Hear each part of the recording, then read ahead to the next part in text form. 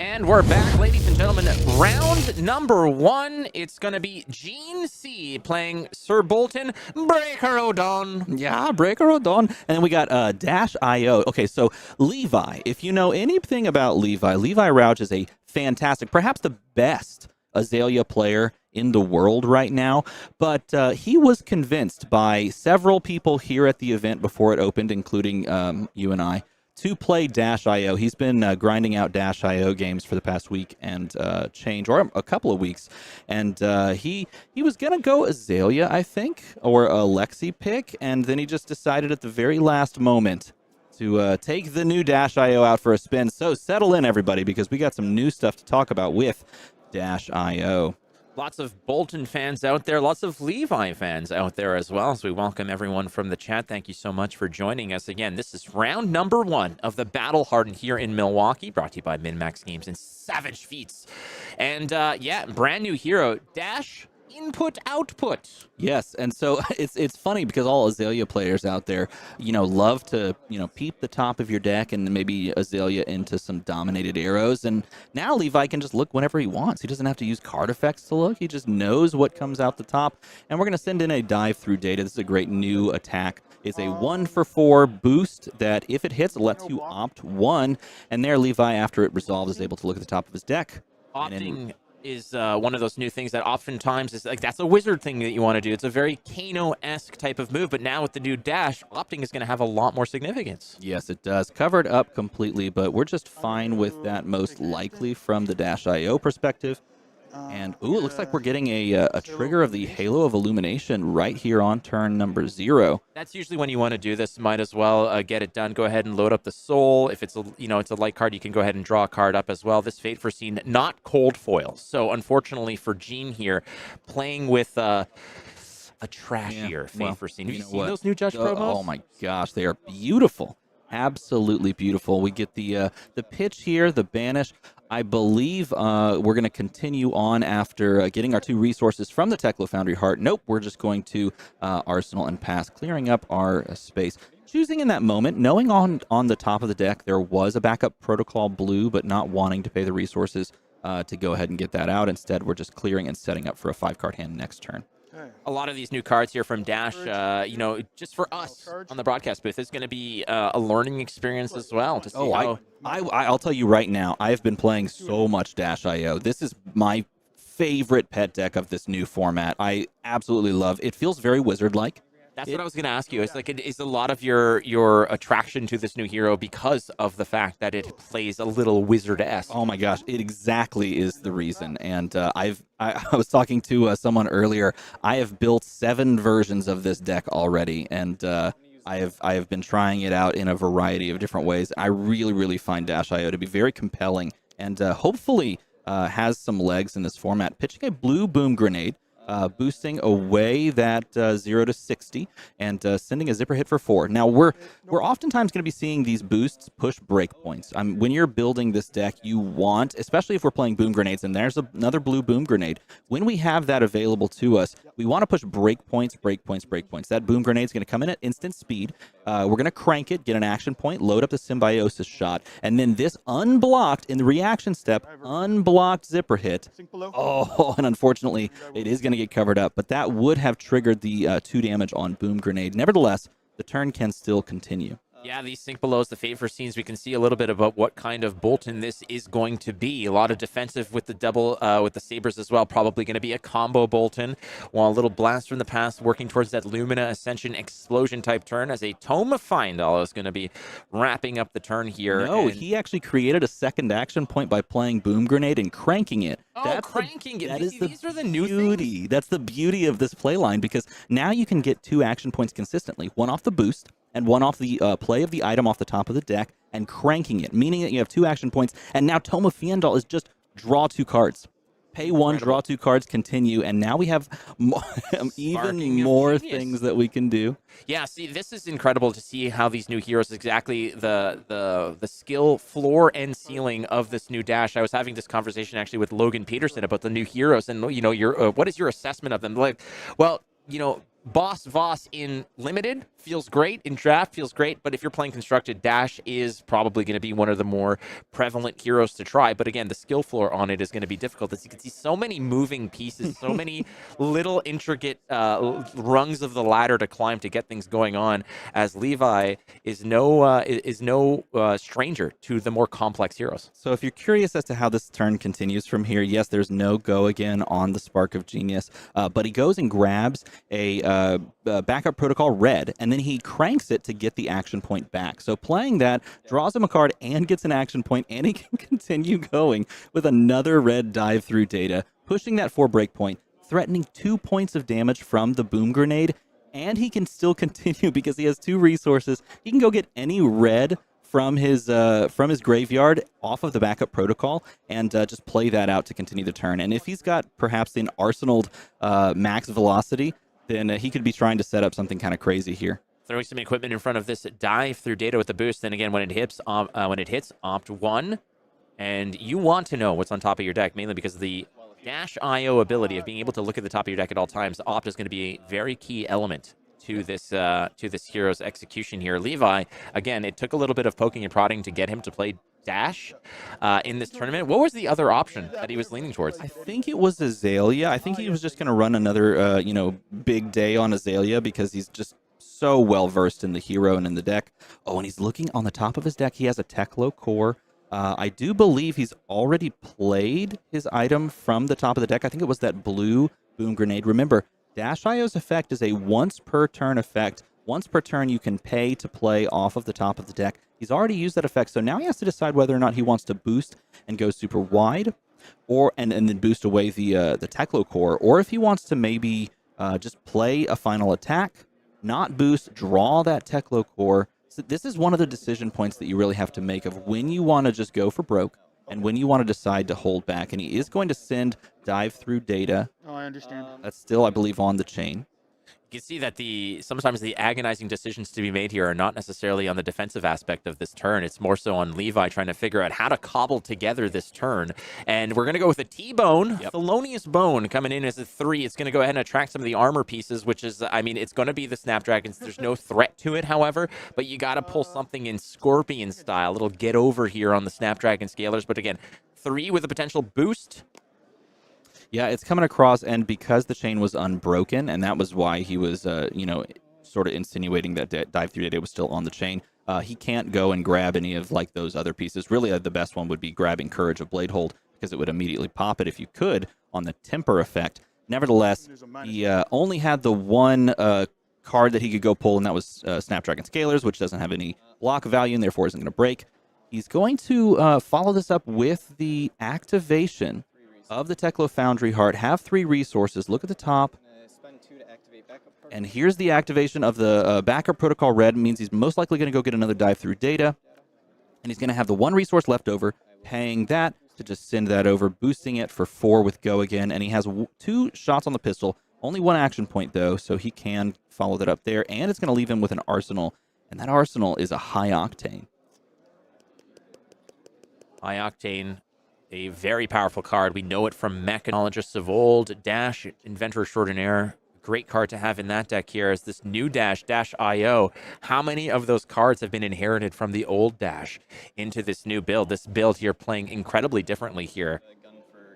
Shooting Symbiosis shot for 2 is going to take the 2. And in the early goings of this game, what a large turn, very complex weaved turn from Levi on Dash IO. But weathering the storm, if you will, with his 3-card hand plus arsenal is our hero Bolton. And Bolton may be looking to make some hay on this turn after making some equipment blocks and starting off with a yellow Bolt of Courage. I mean, this is a very investment-heavy hero. The game plan here for Bolton, obviously, is to have one massive explosive turn with the Centauri Sabers, but the difference here is that look at what the sort of amount of real estate that Levi owned in terms of the time clock and effectuating his strategy to bust Gene down to 28 here.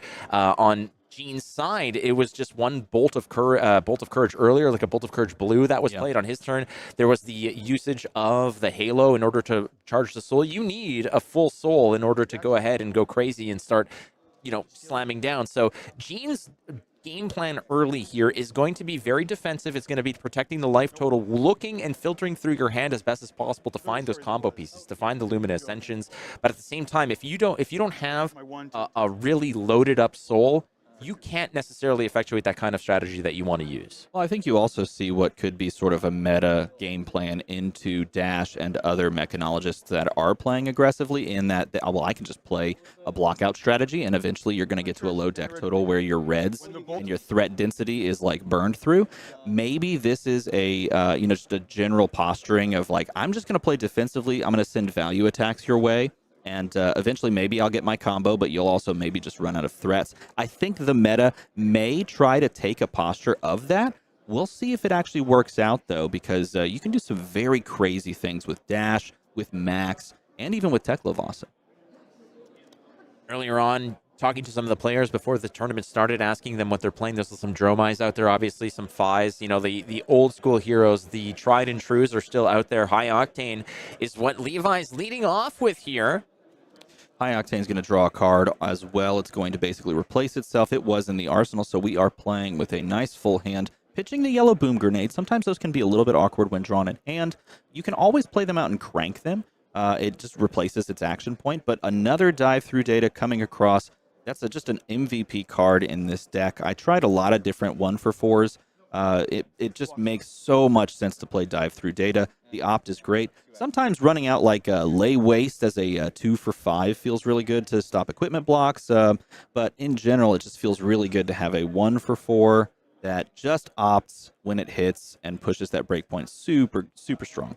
So the boost from that dive through data in conjunction with the high octane, giving an extra action point, meaning that this Spark of Genius is going to go ahead and fetch another item. Lots of items in this list over here. Obviously, Dash wants to see items, wants to look at the top of the deck, play items off the top here. It's going to be a Teklo core, which is going to just basically be free money at the end of the day. Yep, we are going to load up the Symbiosis shot number 2. Now, this was not cranked because it does not have crank as an option. We'll check the top of the deck if we want to be able to play anything at instant speed.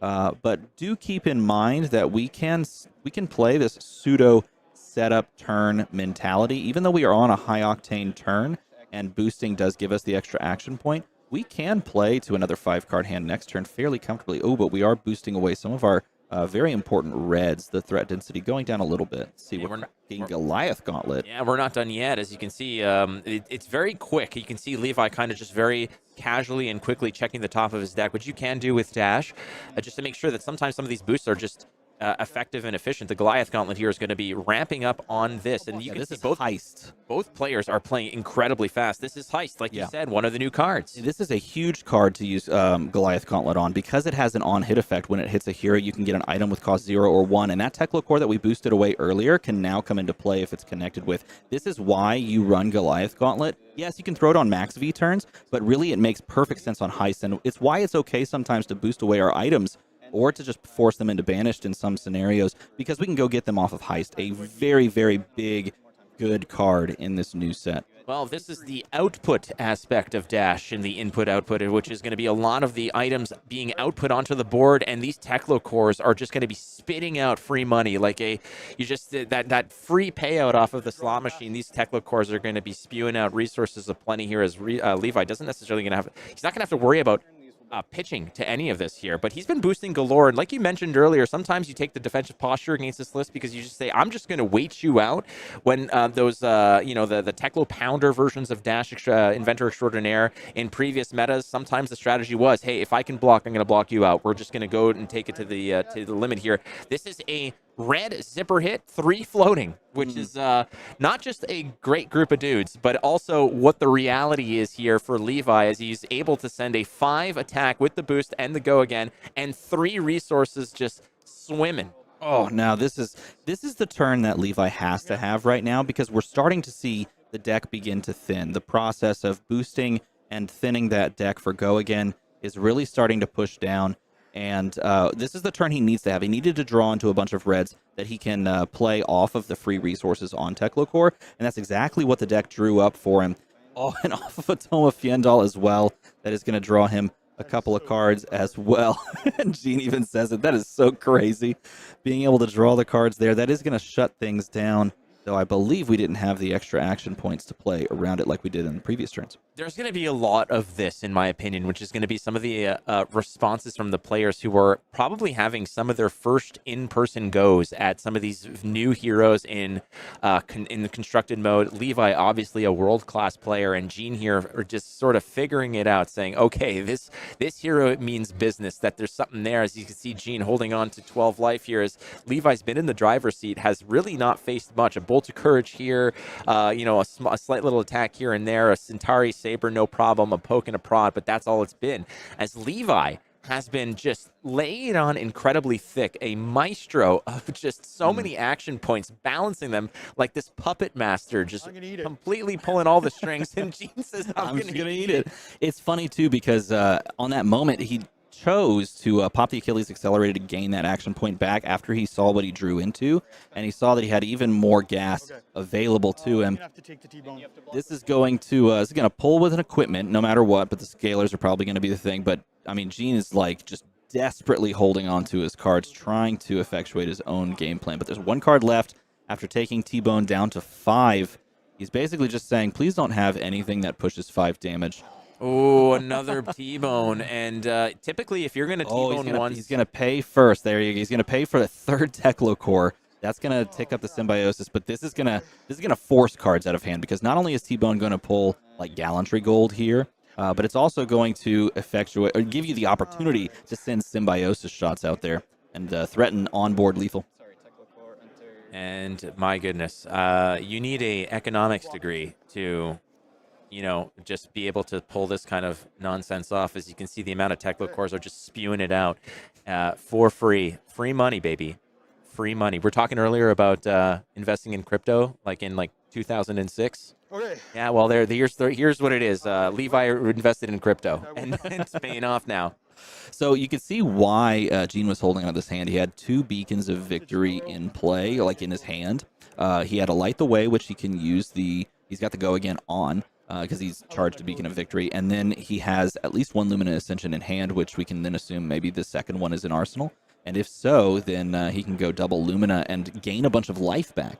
So in a way, it's almost like his life total is unnecessary to think about if he's still at, 1, because he can gain life back on the pop of the Courage and the play of the 2 Centauri Sabers with multiple counters. All right, Beacon of Victory. There is an Illuminate Ascension in hand over here. This might be one of the opportunities for Gene to, put a dent into Levi here, who Levi really, the 32 damage, any of the damage that he's taken has honestly just been a formality. It has been sort of brushed off. There hasn't been much concern on that point, because Levi's been in his own little world here, going absolutely haywire with all the X's and O's, the I's and O's as well from Dash. So... I'll end the chain. Let's see how he's going to close the chain here. We don't have Spirit of Arena available to us to be able to play these at instant speed, but it doesn't look like it really matters because we're popping Courage no matter what here. This is going to make our sword attacks free, and then we're going to be able to play Lumina Ascension twice to give multiple charges to our swords, be able to attack with them multiple times, and give +1, and give the beautiful on-hit effect of, look at the top card of the deck, banish it. If it's a light card, we can drop it into our soul, gain a life. Well, this is the Lumina Go Boomina turn that Gene has been hoping for. How potent will it be ultimately is going to be decided right now, as Levi took the first volley here. But ultimately, I think it might be a little too late here. The mountain to climb is quite big, but keep in mind there is some life gain potential off of these Luminas, so that could potentially equalize here. Yeah. Gene has an option here. It's not over till it's over, but a lot of this matchup here has been Gene basically kind of sitting as a passenger, a spectator to a degree, of saying like, hey, I don't know what this hero is capable of, so I'm just as surprised as potentially Levi was that showed up with this deck and made it happen. So there's a lot of players out there that know that Dash is actually a very potent hero. But again, we were talking about this earlier. The skill floor and the skill ceiling on Dash is quite high. A player of Levi's caliber can navigate it, and we're seeing it in spades here, as Levi has created quite the chasm in the life totals. Well, I also want to point this out. Keep in mind that this Dash IO list is not running a lot of non-attacks, which means if Levi has to block on this turn and has to use attack action cards to block, then there's a real capacity that those swords get even bigger from the buffs off of their own effects. And if I were playing in a meta with brand new heroes, I might almost feel more comfortable just playing a deck that almost does like the solitaire thing in just trying to set up a major combo and come at it come out the meta with this combo. And that's honestly why perhaps Bolton just feels really good in running it out there, because you just do your own thing. And yes, new heroes do their new thing, but I just play to my combo. All right, revealing some cards here. Goes into play. So it's going to go into Soul, but then it's going to go into play. That's only when it's charged, not when it gets put in. Would be put into Soul. Oh, is it? Okay. Yeah, so there's a little bit of again, the complexity of this game is ripe at sometimes, right? You can say so. Again, the word play for the Spirit of Arena is basically if it's going to be put into Soul, not charged, and that's a very important distinguishment here to be made, but it is going to be put into play here. So he's going to continue to gain a couple of points of life as they go. They're going to no Soul. Now, that's the big kind of combo point, is that you need a couple of cards in Soul when you start this combo off, because if you don't have that and the swords get blocked out immediately and you don't get the extra cards in Soul, then your combo can get shut down, and that's exactly what we saw there. And that's a very good heads-up play from Levi, even though it sacrifices his 6 resources because he's got a 1-card hand. He still has the capability of just shutting down the combo turn and not allowing the life gain there. Levi there dropping an iPad on the gameplay on the game board here, right next to that Teklo core. Again, look at all the floating resources he has. Yeah. I'm just gonna go. I got 5, just 5. Why not? Again, the triple Teklo core is a wonderful thing to fall into. It's like inheriting a little fortune there. I just want to point out how cool Backup Protocol Blue is. It's a card that if we play off the top of our deck, costs us 1. We can crank it. It gives us an action point. If we pitched a blue for that, we're floating 2, right? We can then pay those 2 to destroy it, go get a blue from our graveyard. So essentially, we've turned that blue card off the top of our deck and the blue in our hand into a blue that we want from our graveyard. And so in this case, you've just transformed just some random blue that you usually pitch to into a blue throttle, which is a really cool use case scenario for blue Backup Protocol. Take Flight gets thrown in front of this one. Take Flight, one of the more potent cards here from Bolton's side, as it's a 4 go again if charged. It's got the break point. It's got the go again already in it. It charges things. 3 Take Flights in hand there, and Gene just showing the goods. Said, yeah, I'm kind of this is a hand I would have loved to have. Unfortunately, it's not the case here. He is rocking the Raptors cap, representing Toronto. So I'm kind of rooting on that side here, but unfortunately, it is a tough go here. He's doing his best, and that's not bad here, as we're all kind of just sitting in wonderment as Levi has been piloting this new dash list majestically. Goes to 1 off of the second action point and the second symbiosis shot. Send, drawing up, and then drawing up and passing is Gene off of the new 4-card hand. The final use and charge of the Teklo core comes through and gives him 2 free resources. That plus a 4-card hand, and let's see, onto a high octane turn, and we could see the conclusion of this game right now if Levi can put things together. Now, do keep in mind, because of all the boosting that he's been doing, his deck is dangerously thin. He's running out of gas, and so he does have to close this game out probably on the next 2 turns, I would say, if we're set up for big boosts. Well, the good news there is that he doesn't have much further to go, frankly. Anything that trickles through is off to the next one here, as Heist is the next card to be played, next to the High Octane, boosting a card. But that card that he boosted was not that's not the right formula. That is a miss, but you know what? This is perfect because a High Octane turn refunds your action point, thankfully. So you don't have 2 action points here, but at least you can continue the turn. This is going to be completely covered up. Trying to dig and find another item that we can get out into the field, because if we get another item in the arena, then we can put a charge onto Symbiosis Shot, and we can probably close the game out. But our items in our deck overall is starting to run thin. We have one that we've pitched. Here's the Boom Grenade Yellow. They did pitch a Boom Grenade Blue very early in the game. We should be seeing that at any moment now. And, there's an item. It's a Backup Protocol Red, which is a huge item to find trying to close out the game. What I love about this as well is that, you know, these are the first iterations of competitive Dash IO.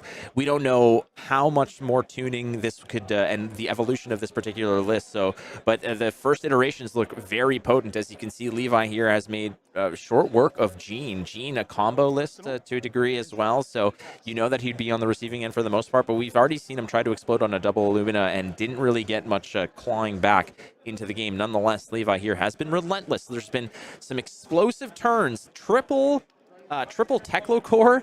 I mean, that is one hell of a way to just sort of start any turn when you just got 6 in the bank just like that. Now, this is the dangerous moment, though, because Levi's trying to set up for a final, like, push with just, 4 cards left in deck. Only 4 cards. So this is literally going to be the last turn, and Gene just has to survive at 1, essentially. And Levi's done this off of the back of playing a more pedestrian turn last turn, drawing into a 4-card plus an arsenal hand that he set up. He has access to backup protocol red, which can go and get him his best red card from his graveyard, which is very good. But we have no charges on Symbiosis Shot, and this is sort of where Dash IO can just kind of peter out completely. Drew into the Boom Grenade, plays the Boom Grenade off the top that he was able to pitch that calculate off of the previous turn. That does give us the shot. It does give us the possibility of being able to try and push damage. But at this point, that Boom Grenade's irrelevant. It's just an extra action point. Because if he hits, he wins the game no matter what. Absolutely. Boom Grenade, also the name of my hip-hop album from 2003. I think that's a perfect name. All right, well, we're going to toss something in front of this here. Take Flight Blue. Starts off by shooting his shot. Symbiosis Shot comes across. And he may try to just play out this almost like a pistol fatigue plan where he just tries to use the last few items in his deck to shoot value shots on his pistol. You might have to. Again, like every other mechanologist list that we've usually seen, unless you're playing like a heavy pistol control, anytime that you're boosting regularly, you are susceptible to just getting completely squeezed out. The problem here is Gene doesn't have any margin for error. If Gene was in, 7, 8, 9 life, that's a very favorable place for Gene to be. Unfortunately, that is not the case here, as Levi really just needs to go and just one hit off the bow and you're there. So you're really feeling like you gotta just, as close as you are, Levi also cannot waste anything here. So we're going to double block this zipper hit red here. Take flights again. The other beautiful part here, a lot of these Bolton cards are going to be blocking for 3. Exactly. So you're going to have value there. And we do know that Gene's rocking a lot of D-reacts. We've seen Sync Belows. We've seen Faint for Scenes as well. Pulse Wave Harpoon. Wave. Yeah, this is going to push another breakpoint, and that might just close it out. That might seal the deal. And just trying to find that one final breakpoint to leak it over. Didn't have a D-React in Arsenal, and just barely gets... Look at that, 1 card left in deck. It was a Boom Grenade, and just barely gets across the finish line, but showing how cool this brand new Dash IO hero can be. Picking up the win is Levi. Levi Rauch 1-0 on Dash IO, and Gene with Sir Bolton Breakerodon.